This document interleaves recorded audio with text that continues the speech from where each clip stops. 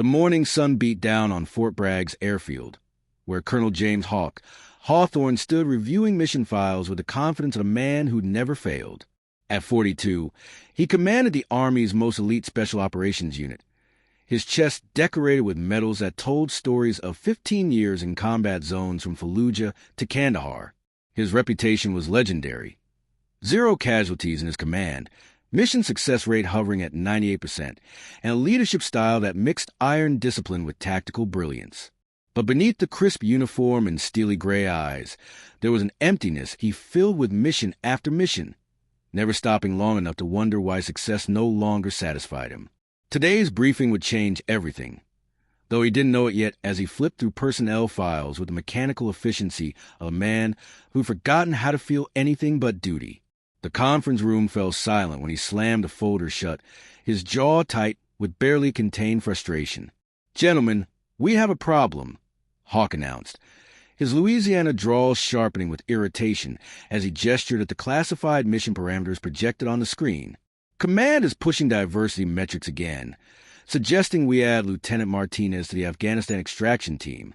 His second-in-command and longtime girlfriend, Major Christine Wade, laughed from her position at his right hand, her perfectly manicured nails tapping against her own coffee mug with its gold-rimmed edge. She was everything he thought he wanted. Ambitious, beautiful, from a military family with connections that greased the wheels of his career advancement, though their relationship felt more like a strategic alliance than romance. "Women slowed down units, James," Christine purred, her voice carrying the entitled certainty of someone who'd never been in actual combat despite her rank.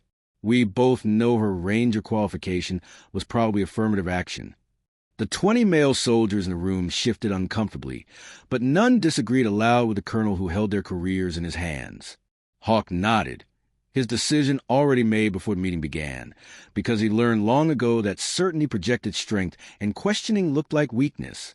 "Martinez stays behind," he declared, his tone brooking no argument as he began outlining the mission timeline for the hostage extraction 48 hours from now. What he didn't see was a young lieutenant standing just outside the conference room door, her face carefully blank as she absorbed every word of her humiliation. Lieutenant Zoe Martinez had heard worse in her 8 years of service, but something about Hawk's casual dismissal stung deep in the others, maybe because she specifically requested transfer to his unit, knowing he was the most skeptical commander she could find.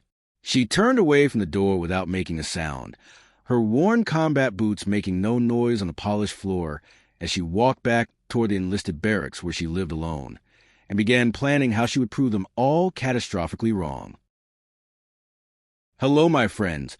Before we continue our story, leave your like, share the story, and subscribe to the channel. Thank you.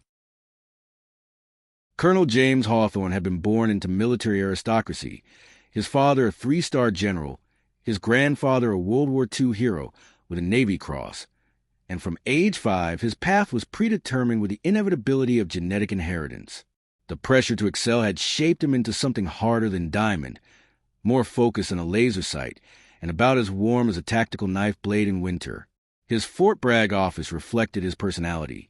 Sparse, organized with military precision, walls covered with commendations and photographs of himself with generals and senators, but not a single personal photo or item that suggested he had a life beyond the uniform.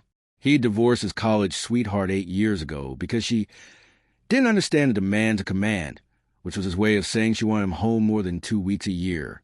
Now Christine filled the girlfriend position with the same efficiency she brought to logistics planning.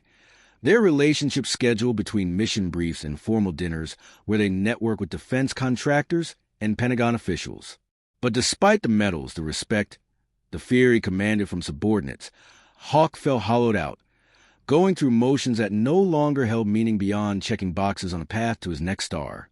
He was meticulous about physical training, up at 0500 for a 6-mile run regardless of weather, followed by weights and combatives practice, maintaining the physique of a man 10 years younger through sheer disciplined punishment. His social life consisted of duty dinners, formal events where Christine looked perfect on his arm, and occasional drinks with other senior officers where they discussed politics and promotions with the grim focus of corporate executives. The younger soldiers whispered that Hawk had forgotten how to be human, that success had calcified something essential in his chest where his heart should be, and they weren't entirely wrong. He told himself the emptiness was discipline, that feelings were weakness, that personal connections compromised mission effectiveness. The upcoming Afghanistan operation was supposed to be his ticket to brigadier general, the validation that would finally fill the void, though some quiet part of him suspected that no amount of achievement would ever be enough. Christine Wade had been with him for 3 years, their relationship forged at a Pentagon cocktail party when she'd complimented his tactical analysis of the Syrian intervention.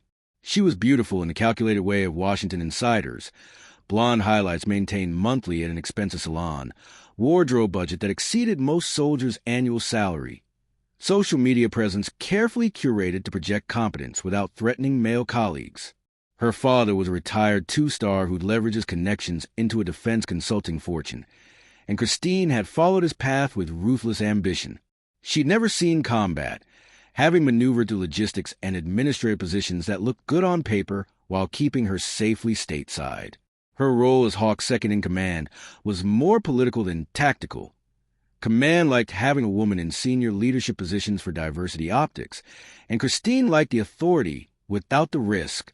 What Hawk didn't know was that her ambition had crossed into treason 6 months ago when she started dating defense contractor Blake Morrison, who paid her $200,000 per month for classified mission intelligence he sold to anyone willing to pay. The evening before the mission brief, Hawk sat in his quarters reviewing personnel files with single malt whiskey he barely tasted, looking for weaknesses in his team that could compromise the operation. His quarters were as impersonal as a hotel room. Gray walls, standard-issue furniture, a bed that looked barely slept in because he usually passed out at his desk. He paused on Lieutenant Martinez's file, frowning at her commendations and combat citations that seemed impressive until Christine had whispered her theory about affirmative action during their last dinner.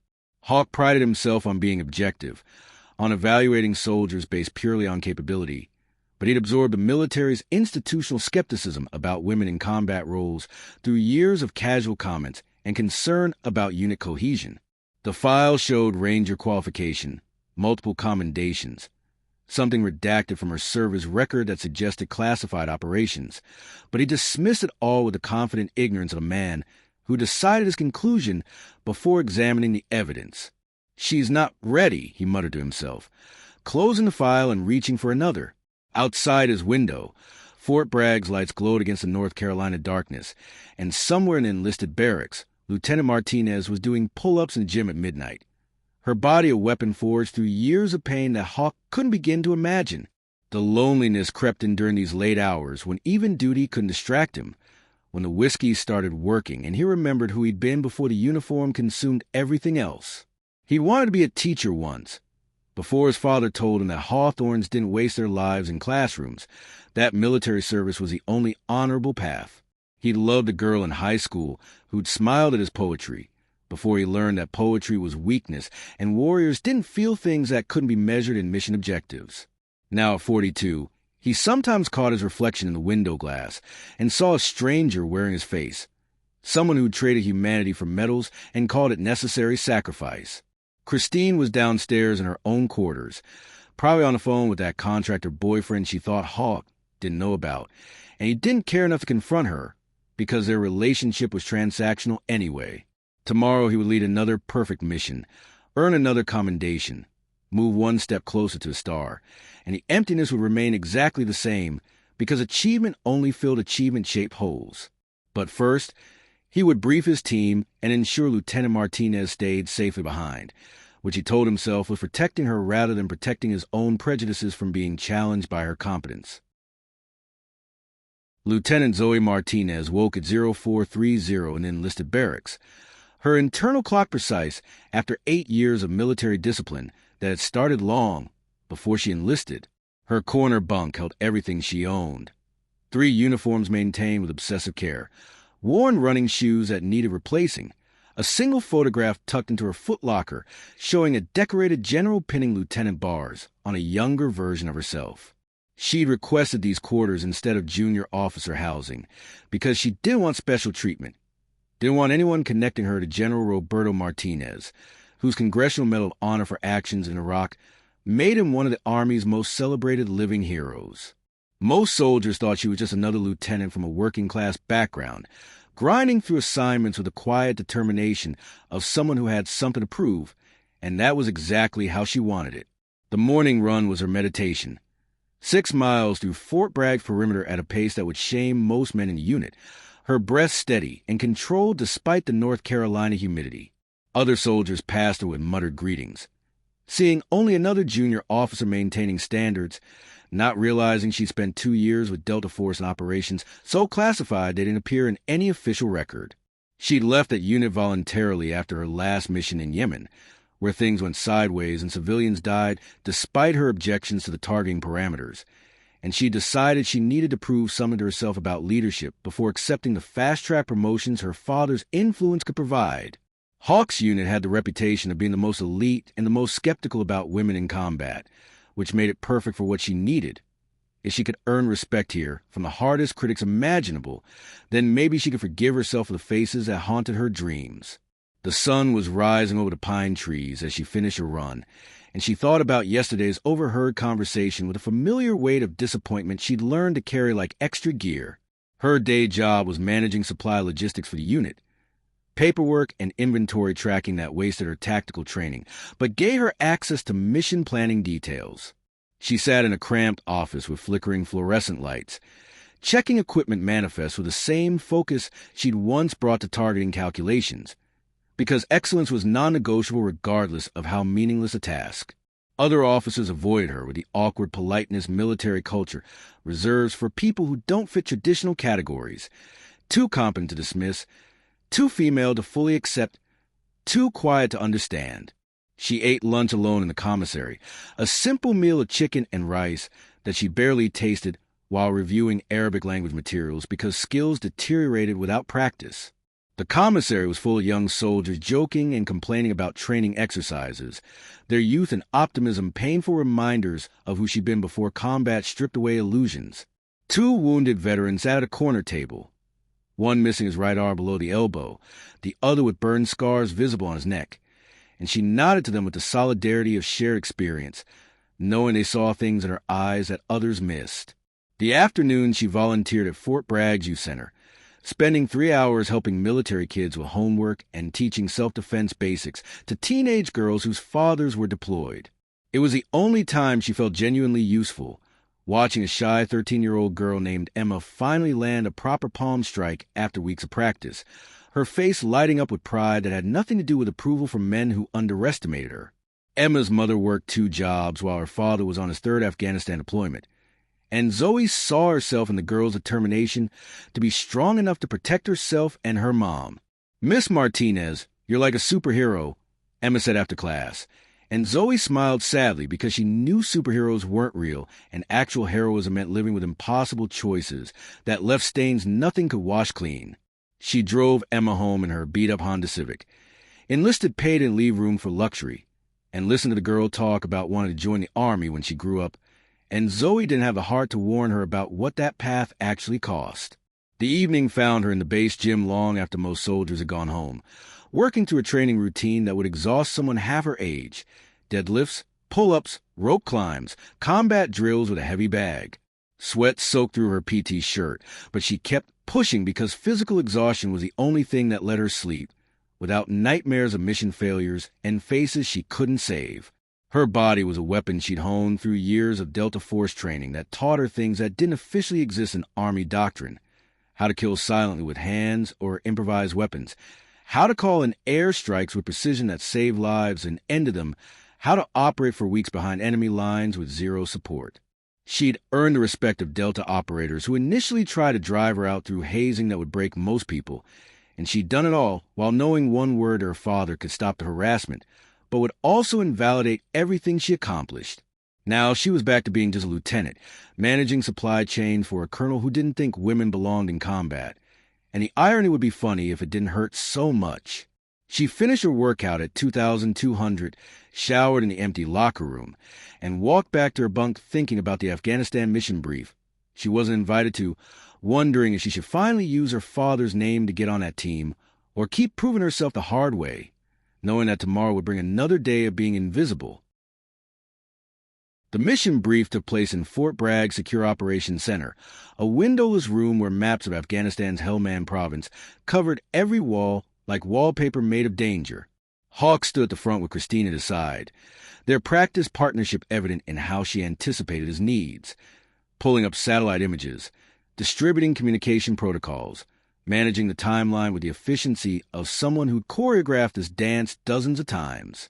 The 20 men selected for the hostage extraction sat in perfect rows, their attention absolute because Hawk commanded respect through competence rather than fear, though the fear was definitely present as a useful bonus. He outlined the mission parameters with clinical precision. 48 hours to infiltrate, locate 3 American contractors captured by Taliban forces, extract without alerting hostile elements in a valley that was basically a shooting gallery. Every soldier in that room knew this operation balanced on a knife edge between success and catastrophe, and they trusted Hawk to see them through because he always had before. Lieutenant Zoe Martinez entered the operations center at 0730, carrying coffee and mission supply requisitions that needed Hawk's signature, her timing unfortunate and entirely coincidental. The room fell silent when she walked in. 20 male faces turned to Cessa with reactions ranging from professional courtesy to barely concealed skepticism, and Hawk's expression hardened into something that looked like granite carved into disapproval. "Lieutenant Martinez," he said, his voice carrying particular coldness reserved for interruptions that waste a commander's time. "This briefing is classified above your clearance level." Christine Wade suppressed a smirk while shuffling papers, clearly enjoying watching another woman get dismissed, because women who climbed through political connections rather than competence often harbored the worst internalized misogyny. Zoe felt heat rise in her chest but kept her face neutral, military bearing perfect despite the humiliation of being escorted out like she'd stumbled into the wrong room by accident. "Sir, I just need your signature on," she began, but Hawk cut her off with the casual cruelty of someone who didn't realize he was doing it. "Leave them on the desk outside, Lieutenant, and close the door behind you." His tone suggested she was barely worth the breath required to dismiss her, and several soldiers shifted uncomfortably because even they recognized this was harsher than necessary. Christine seized the opportunity to twist the knife deeper, her voice dripping with false concern that fooled no one with functional emotional intelligence. "Honestly, James, maybe it's time we discuss whether Lieutenant Martinez is a good fit for this unit at all. I've heard complaints about her work ethic, questions about how she earned her qualifications." The lies landed like grenades in a room, and Zoe's hands tightened into fists at her sides because defending herself would look like weakness, but silence meant accepting slander.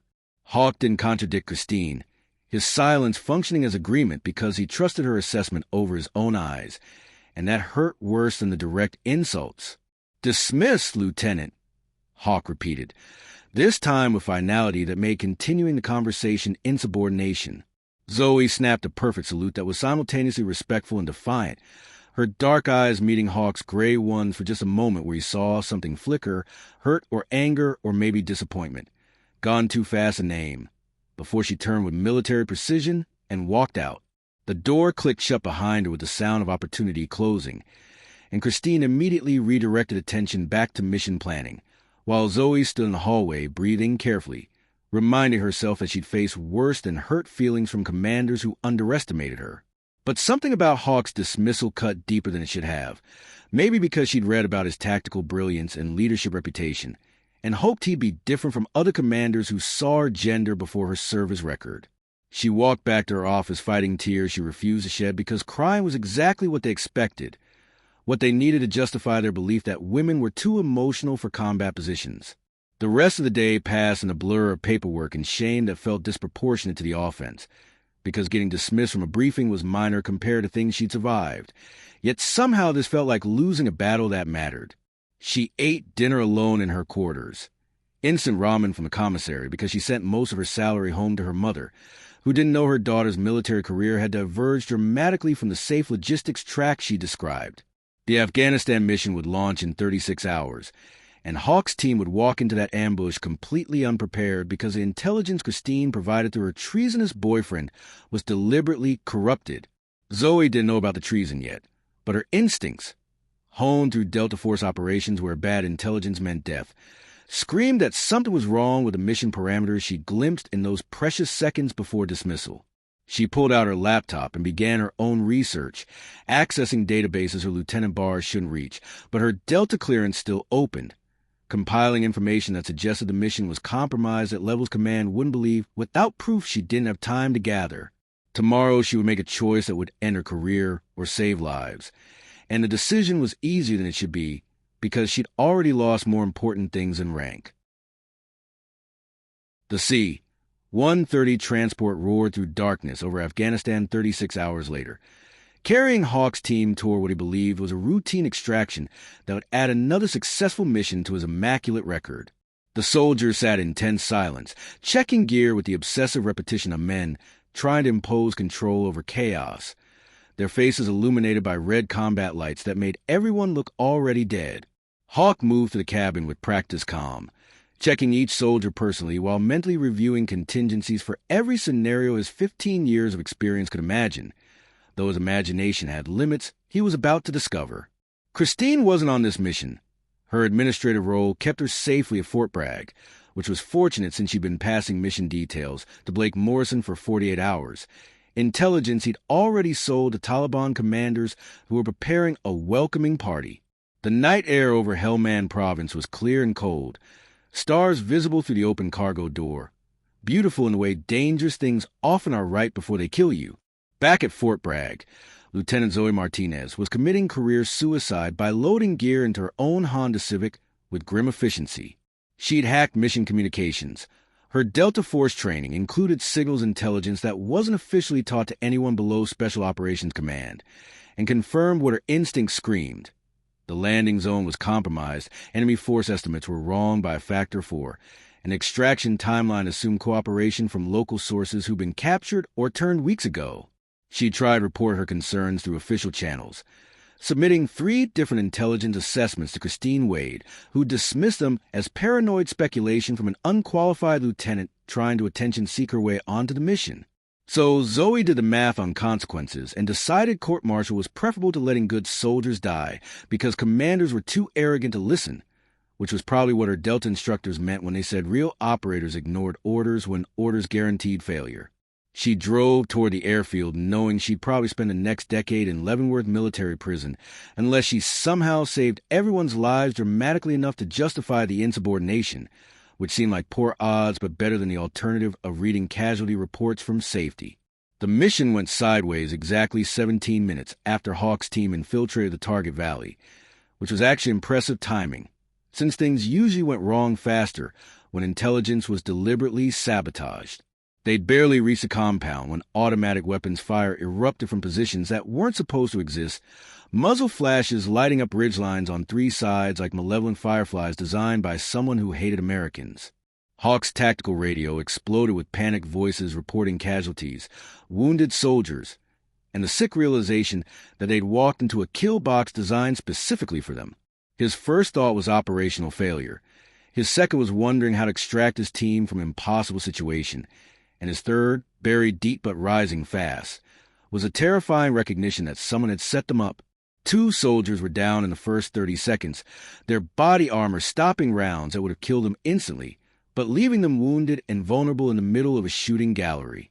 "Fall back to secondary position," Hawk ordered, his voice steady despite the adrenaline turning his blood into electricity, years of training overriding the panic that could kill soldiers faster than bullets. But the secondary position was also compromised.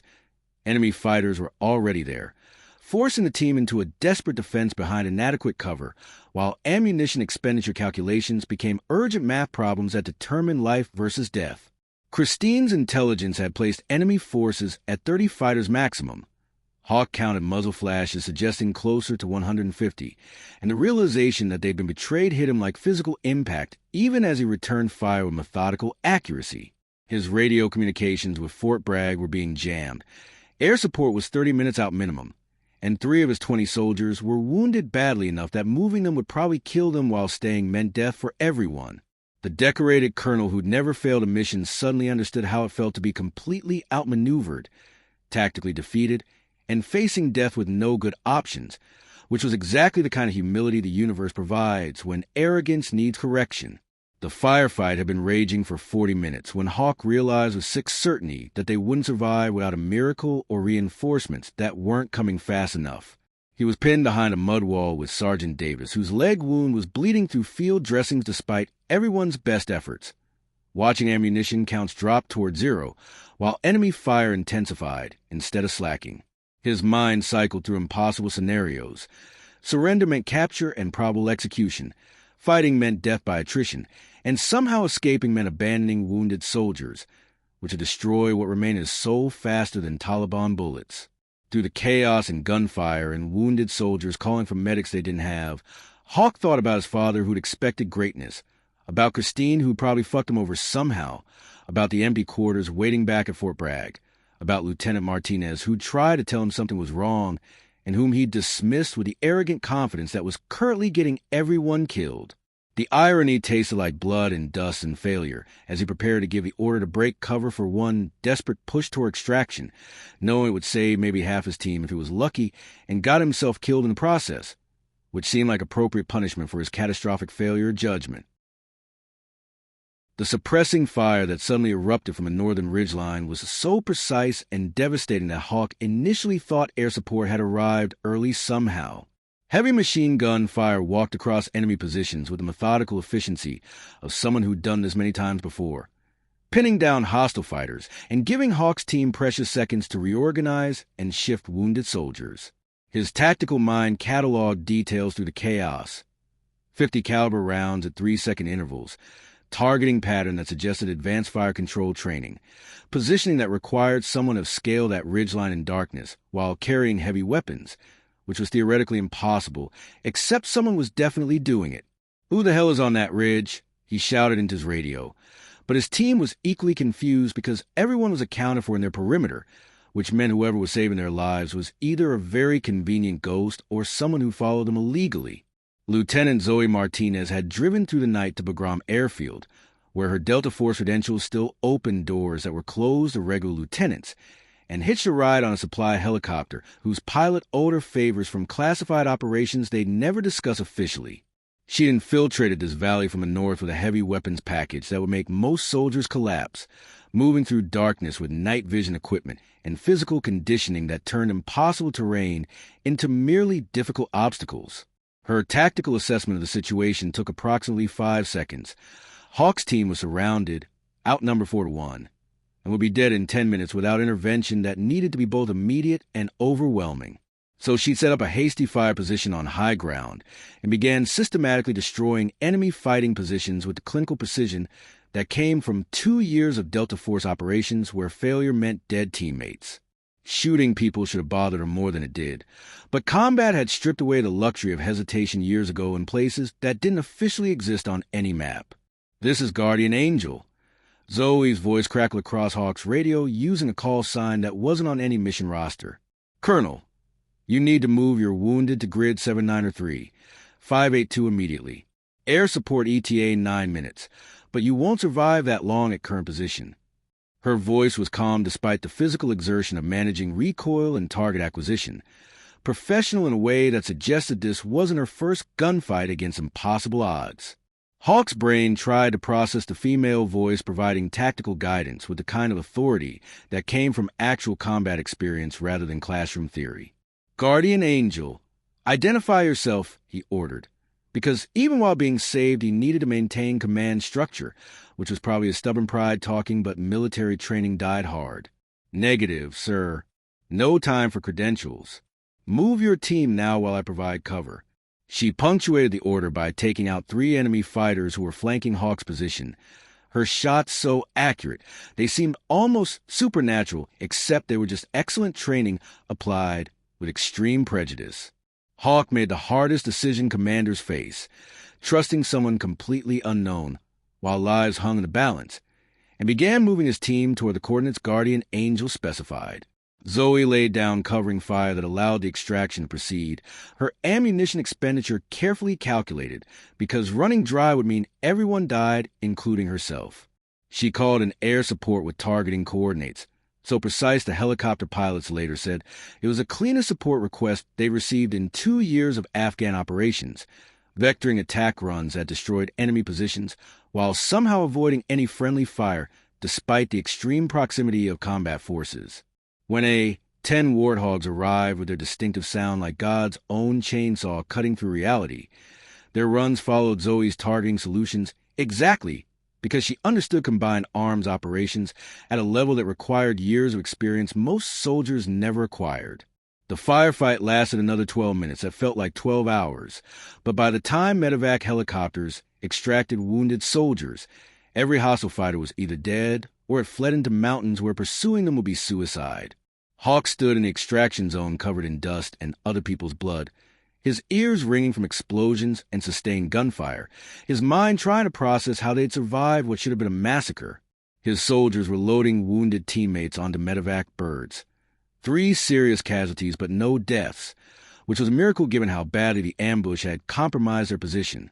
He'd spotted Guardian Angel moving down from the ridgeline, carrying more gear than seemed physically possible, her silhouette recognizable even through night vision as distinctly female, moving with a controlled urgency of someone whose work wasn't finished until everyone was safe.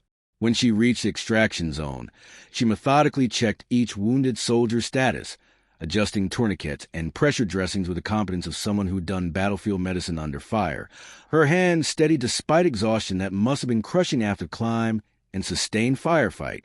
Hawk approached her slowly, his mind cycling between gratitude, confusion, anger at the insubordination, and dawning recognition that shifted into something bigger than any single emotion could contain, watching as she finally pulled off her helmet and looked up at it with dark eyes that held absolutely zero apology for saving his life and the lives of his team. Lieutenant Martinez? Hawk's voice carried genuine shock that overrode his usual command authority, his brain struggling to reconcile the supply logistics officer he'd dismissed with a warrior who just conducted a solo intervention that saved 20 soldiers. Zoe stood at attention despite exhaustion that made her hands shake slightly, military bearing perfect even as sweat streamed down her face, and her uniform was shredded from the ridgeline climb. "Sir, I need to report critical intelligence regarding this mission's compromise," she said formally, her tone suggesting she knew exactly how much trouble she was in, but considered acceptable collateral damage for keeping people alive. The extraction helicopter's rotors created wind that whipped around them, and Hawk saw details he'd missed before. The way she moved suggested advanced combat training. Her gear configuration showed someone who understood special operations equipment, and her eyes held a particular 1,000-yard stare that came from seeing things that change you permanently. The flight back to Bagram was tense silence broken only by the helicopter's mechanical rhythm and the quiet sounds of medics treating wounded soldiers. Hawk sat across from Zoe, studying her with the intense focus he usually reserved for tactical problems requiring immediate solutions.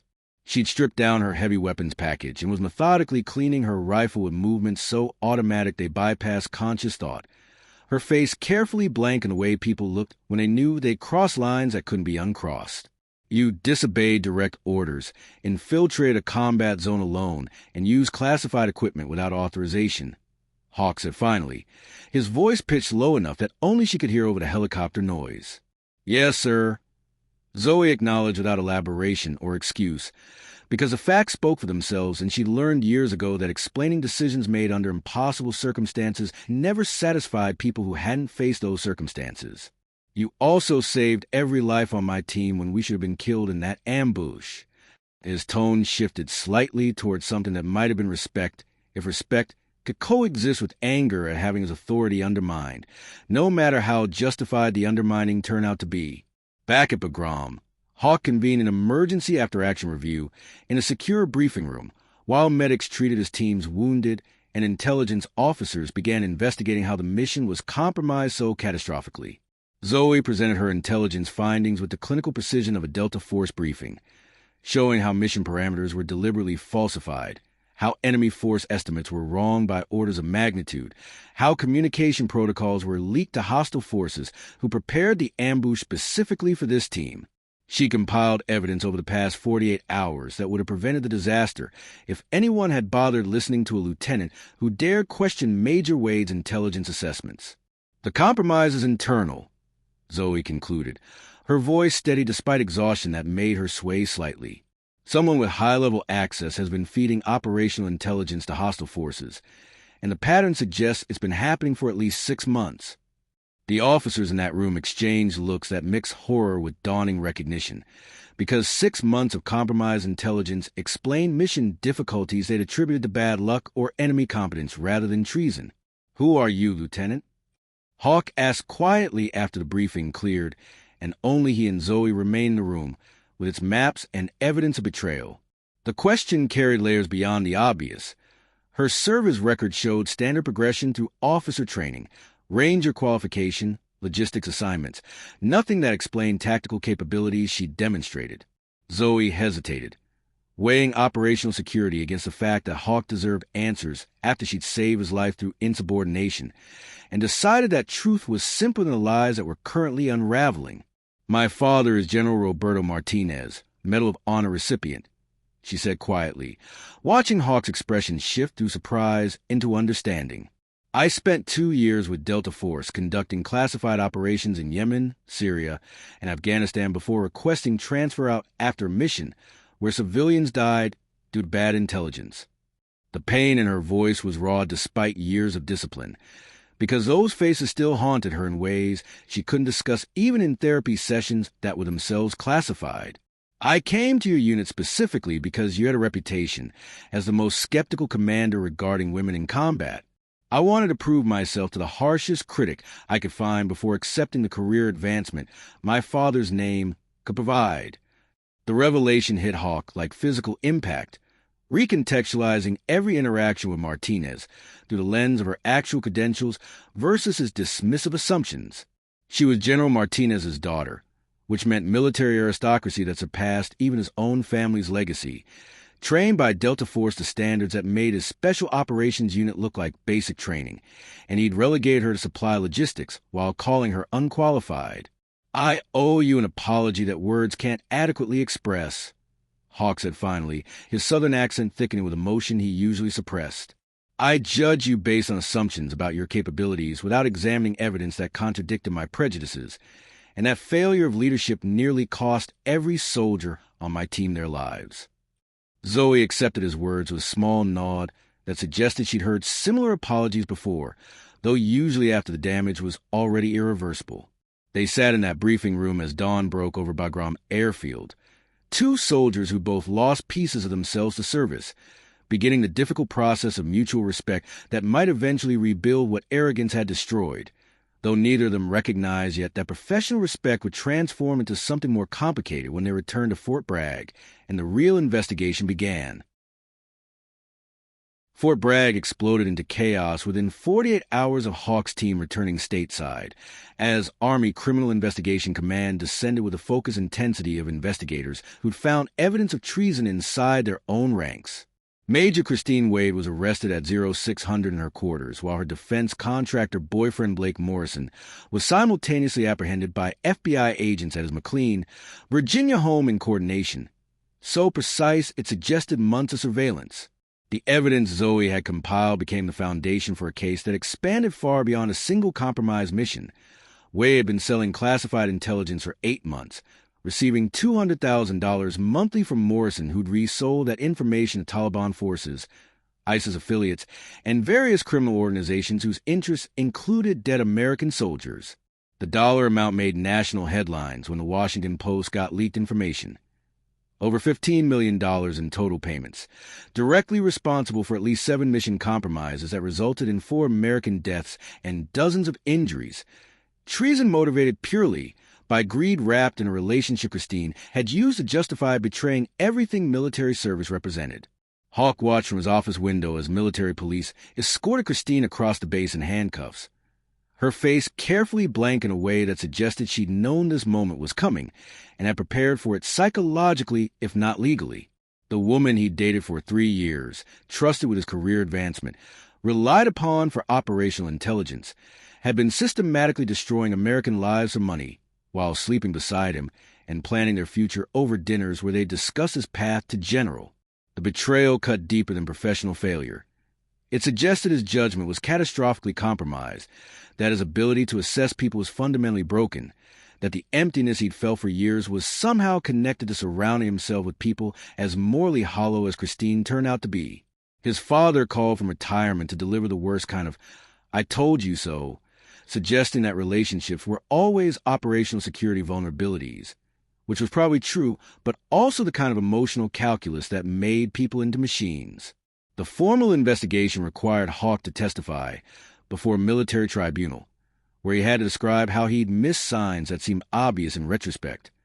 Christine's sudden interest in operational details beyond her logistics role, her expensive lifestyle that exceeded her salary, her reluctance to discuss her boyfriend's business specifics, her pattern of dismissing intelligence assessments that contradicted what Morrison needed her to believe.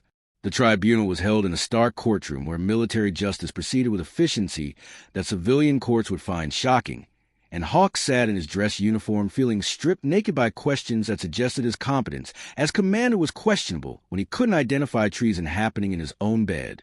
Lieutenant Martinez also testified, her presentation clinical and devastating as she outlined how she'd identified the intelligence compromises through analytical work that should have been done by senior officers too arrogant to listen when a lieutenant questioned their assessments. The contrast was brutally clear. Zoe had proven more competent at intelligence analysis, tactical operations, and leadership judgment than either Hawk or Christine, which suggested the Army's evaluation systems for advancement were fundamentally broken at levels command refused to acknowledge. Christine's public humiliation was absolute and theatrical in ways that satisfied America's craving for traitor punishment, while somehow missing the systemic failures that enabled her treason. The court-martial was televised, unprecedented access justified by the severity of charges, and every major news network covered the proceedings where Christine Wade faced accusations of treason, espionage, conspiracy to commit murder, and approximately 17 other charges that would guarantee she spent the rest of her life in Leavenworth Military Prison.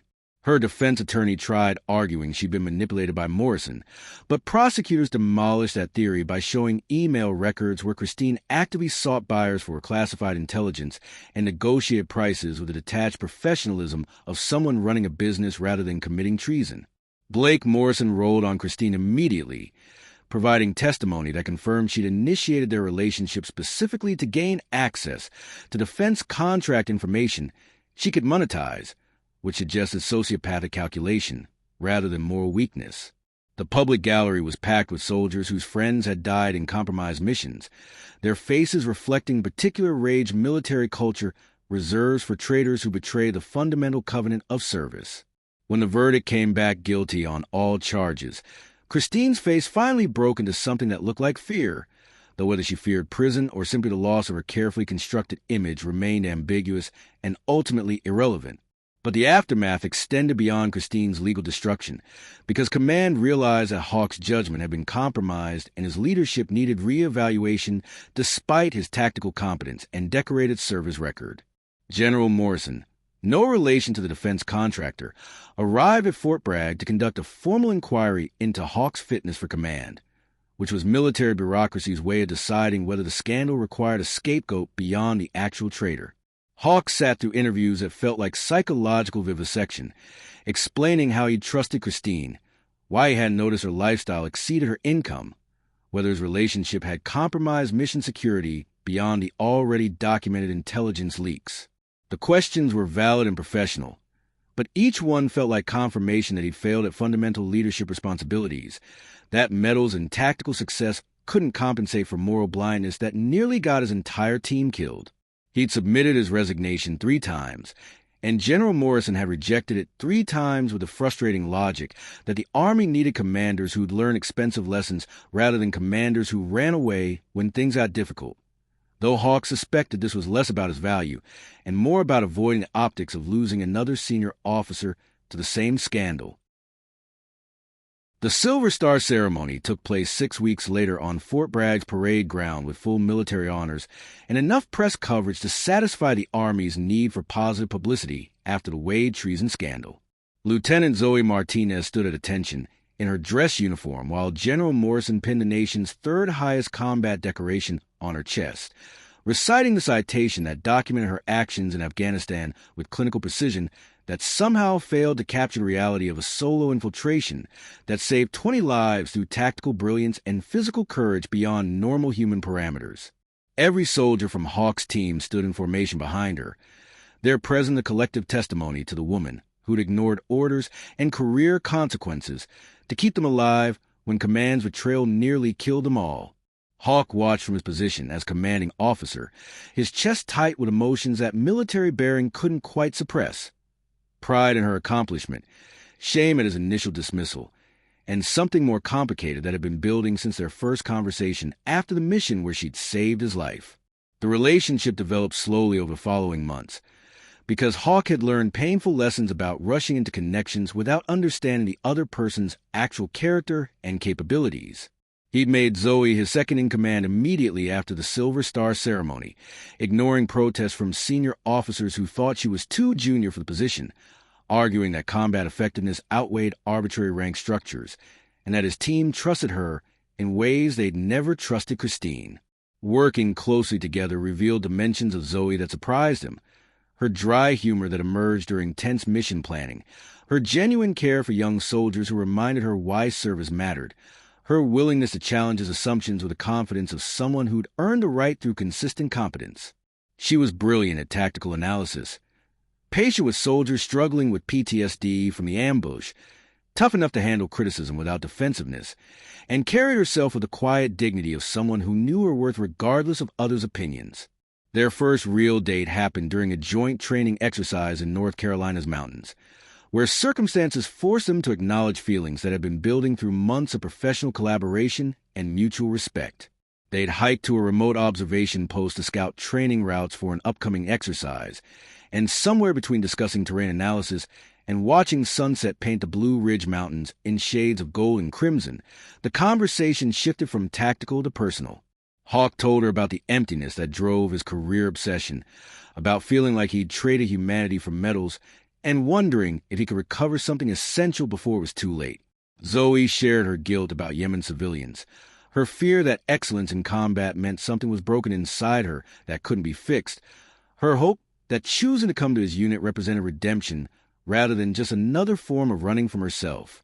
They kissed as stars emerged over the mountains, and it felt like arriving at something both terrifying and inevitable, like recognizing your future in another person's eyes, and deciding fear was less important than possibility. The relationship was tested immediately because military culture isn't kind to commanders dating subordinates, even when the subordinate technically outranks most of her critics in terms of combat credentials. They faced formal inquiry into whether their relationship compromised unit cohesion, sat through uncomfortable conversations with command about fraternization policies, and endured gossip from soldiers who couldn't understand how Hawk could move from Christine to Zoe without questioning his judgment in women completely. But this relationship felt fundamentally different from his previous hollow partnerships. Zoe challenged him intellectually, matched his intensity without trying to compete, and understood military service at depths that didn't require explanation or translation. She made him laugh during planning sessions, called him on his bullshit when arrogance crept back into his decision-making, and somehow made him feel less empty despite neither of them having solved the essential problems that drove them. When command finally cleared their relationship as acceptable given change reporting structures and Zoe's exceptional qualifications, Hawk felt relief that surprised him with its intensity, because losing her would have hurt in ways he'd forgotten he could hurt. The proposal happened at Arlington National Cemetery 6 months later, where Hawk had arranged a private visit during a Washington trip for congressional testimony about the Wade treason case. They walked among the white headstones of soldiers who'd given everything for service, past the graves of Hawk's grandfather and uncle whose deaths in combat had shaped his family's military obsession. He knelt beside Zoe among those markers of sacrifice and asked her to marry him with words that were clumsy and honest, promising he would spend the rest of his life trying to deserve her, trying to be the man her courage suggested was possible rather than the arrogant commander who nearly got her team killed through prejudice and pride. Zoe said yes with tears streaming down her face, and they held each other in that field of sacrifice while tourists photographed them from a respectful distance, probably thinking it looked like a sentimental military recruitment poster rather than two broken people trying to build something whole from their combined damage. The wedding took place 3 months later in the military chapel at Arlington with full honors, and an honor guard composed of the 6 soldiers Zoe had saved in Afghanistan. Their presence the most important endorsement possible in military culture, where shared combat created bonds civilian marriage could never quite replicate. Emma was a flower girl, the teenager from Fort Bragg Youth Center who'd idolized Zoe for years, her mother dabbing at tears in the front row, because her daughter finally had the role model she deserved. General Martinez walked Zoe down the aisle, his face reflecting pride mixed with the particular pain of fathers realizing their daughters have grown beyond needing their protection, though he shook Hawk's hand afterward with the grip of someone testing whether this man was strong enough for what lay ahead. The reception was held at Fort Myers Officers Club with 200 guests ranging from Delta Force operators to congressional representatives, and Hawk watched Zoe laugh with her former teammates while being simultaneously the most beautiful woman in the room and the most dangerous, which was exactly the combination that had made him fall in love with her in the first place. The happiness continued into their first year of marriage, which conventional wisdom suggested was supposed to be difficult, but turned out to be the best year of Hawk's life, because he'd finally learned the difference between empty achievement and meaningful connection. They bought a house off base in Fayetteville. Nothing fancy, but there's a way that mattered, where they could be people rather than soldiers for a few hours between missions. Zoe got pregnant 6 months after their wedding, and Hawk watched her body change with the same intense focus he'd once brought to tactical planning, though now motivated by, or rather than control-seeking. They found out at her 12-week appointment that they were having twins, a boy and a girl, and Hawk cried in the parking lot afterward because the emptiness he'd lived with for years had been replaced by terrifying fullness he didn't quite know how to contain. When command offered him promotion to brigadier general, he almost turned it down, because general officer rank meant less time with family, but Zoe insisted he accept because excellence shouldn't be sacrificed for conventional domesticity, and together they could handle demands that would break people who face them alone. The promotion ceremony happened when Zoe was 8 months pregnant, her uniform modified to accommodate her very obvious twins while she stood at attention during Hawk's pinning ceremony with the particular stubbornness of someone who refused to let pregnancy exclude her from important events. General Morrison presided over the ceremony, his speech emphasizing how Hawk had learned humility through catastrophic failure and emerged as better leader for having confronted his own limitations, which was a kind of honest assessment that military promotions usually avoided. Zoe pinned 1 star while Emma, now 17 and planning her own military career, pinned the other, their faces reflecting different dimensions of love that Hawk had somehow earned despite not deserving either one. Christine Wade was serving year 2 of a life sentence in Leavenworth when news of Hawk's promotion reached her, and Hawk felt nothing about her fate except abstract relief that justice had been done in his life had moved far beyond the emptiness that had made her betrayal possible. 6 weeks later, Zoe went into labor during a formal dinner at Fort Bragg's Officers Club, her water breaking during dessert with dramatic timing that suggested their twins had inherited their mother's flair for tactical surprise. The birth was complicated. Emergency C-section when one twin showed distress, but ultimately successful, producing a boy they named Roberto James and a girl they named Emma Christine, each name carrying weight of sacrifice and redemption. Hawk held his daughter in the hospital room while Zoe slept off anesthesia, and Roberto curled against his other arm with the perfect trust of newborns who hadn't learned yet that the world could hurt them, and he made promises he intended to keep about being present for their lives in ways his own father hadn't been. When Zoe woke and saw him holding their children, she smiled with exhaustion and happiness and told him she'd accepted promotion to colonel, effective immediately, making her the youngest female colonel in Army history at 33 years old. The ceremony would wait until she recovered from delivery, but the rank was official, which meant their children would grow up in a household where both parents held senior command positions and neither one had sacrificed excellence for the other's career, which was revolutionary in military culture that usually forced women to choose between competence and family. The final scene found them 6 months later in their Fayetteville house on a rare Sunday afternoon off from Army obligations, twins sleeping peacefully in the nursery, while Hawk and Zoe sat on their back porch drinking coffee and watching North Carolina pine trees sway in autumn wind. "Do you remember that morning at the operations center when I dismissed you from a briefing?" Hawk asked, his voice carrying particular quiet of someone still processing past mistakes. "I remember every detail," Zoe said, her hand finding his with the casual intimacy of people whose bodies had learned each other's languages. I hated you for about 8 hours, then decided hatred was less productive than proving you catastrophically wrong. They laughed together, the sound carrying across their small backyard, where Emma Christine cooed in her sleep and Roberto James dreamed whatever dream 6-month-olds dream. Thank you for saving my life, Hawk said seriously, meaning both the Afghanistan ambush and the larger salvation of teaching him to see beyond prejudices that had made him less effective as leader and less whole as human being. Thank you for eventually listening, Zoe replied, equally serious, because growth required both sides, someone brave enough to speak truth and someone humble enough to hear it, and they'd somehow managed both despite obstacles that should have kept them apart. They sat in comfortable silence as afternoon faded toward evening, two decorated soldiers who found unexpected happiness through crisis and redemption, raising twins who would grow up knowing their parents had both been heroes in different ways that ultimately complemented each other.